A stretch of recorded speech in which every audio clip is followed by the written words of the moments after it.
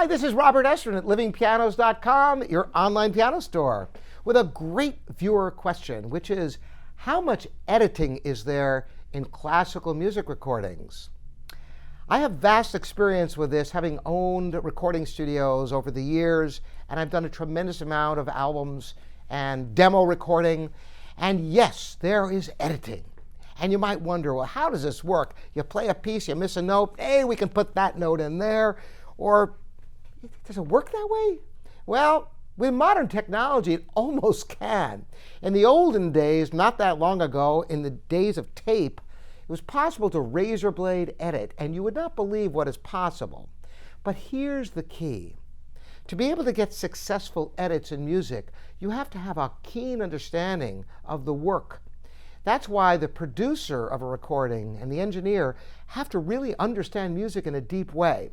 For example, if you were to try to edit a performance to make a perfect recording by playing until you missed and then starting there and going on to the next place you missed and going through the whole thing, yeah, you might get all the notes, but you're not going to get much of a musical performance because the whole feeling and the continuity has got to be there.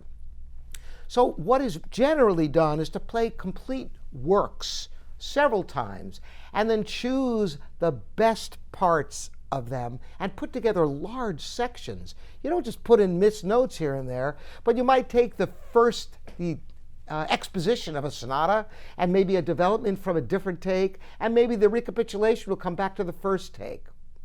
Now, if there's a particularly thorny section of a piece of music that is really difficult to play accurately, first of all, you cannot edit anything that you can't play.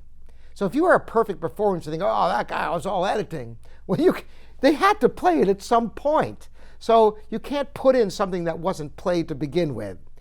So if there's a particularly difficult section and it's a chunk of music, they might have the performer play that a whole bunch of times so they know it's covered.